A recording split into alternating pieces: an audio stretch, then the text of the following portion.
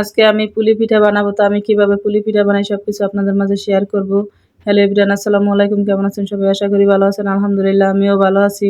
তো আজকে আমি মাংস পুলি পিঠা বানাবো। তো মাংস পুলি পিঠা বানানোর জন্য মাংসগুলো সুন্দর করে ধুয়ে আমি সিদ্ধ করে নিতেছি।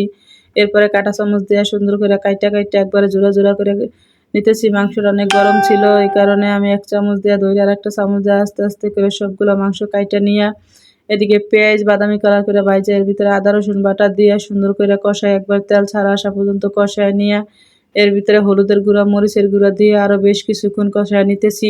হালকা একটু পানি দিয়ে আরও বেশ কিছুক্ষণ কষায় নিয়ে এরপরে যখন মশলার কালারটা চেঞ্জ হইব ততক্ষণ পর্যন্ত আমি মশলাটা কষায় নিয়ে এর ভিতরে জিরার গুঁড়া গরম মশলা গুঁড়া আরও সব কিছু দিয়ে আরও বেশ কিছুক্ষণ কষায় নিব। কষাইতে কষাইতে মাংসের কালারই চেঞ্জ হয়ে যাব, মশলাটা একবারে লাল লাল হয়ে যাব। এরপরে আমি মাংস দিব, তখন পর্যন্ত আমি মশলাটা কষাইতেই থাকবো। এই যে মশলা কষানো হয়ে গেছে, এর ভিতরে আমি মাংসটা দিয়ে সুন্দর মতো করে ভাজা ভাজা করে নিব। তো মাংস যত ভাজা ভাজা ভালো হইব তত পিঠা খাইতে ভালো লাগবো, কারণ এটা ব্রয়লার মুরগি। এই মাংস বেশি ভাজা না হইলে পিঠা খাইতে একটুও ভালো লাগবো না, কাঁচা কাঁচা মনে হইব। তো আমি মাংসটা একবারে বাইজা জোড়া জোড়া করে নিয়ে নারকেল পুলি পিঠা যেভাবে বানায় ঠিক ওই রকম করে এই রুটি বানাই। এর ভিতরে আমি এই মাংস দিয়া পুলি পিঠার মতন সেম করে আমি বানায় নিব। তো এইভাবে এই নারকেল পুলি পিঠা বানায় কে কে আমার মতো করে নারকেল পুলি পিঠা বানায় খাইছেন কমেন্টে জানাইবেন। আমি কিন্তু অনেকবার বানায় খাইছি, আরও নারকেল পুলি মাংস পুলি সব ধরনের পিঠা আমি বানাইতে পারি, আর মাঝের মধ্যে আমার খাওয়া হয়।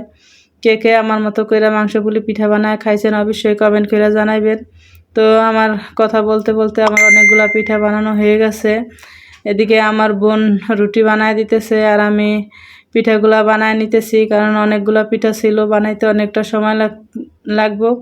তো হাতে হাতে আমরা সবাই মিলে পিঠাগুলা বানায় নিলাম। পিঠাগুলা বানানো কেমন হয়েছে সবাই কমেন্টে জানাইবেন। তো কথা বলতে বলতে পিঠা বানানো শেষ, এদিকে পিঠা ভাজা শুরু করে দিছি।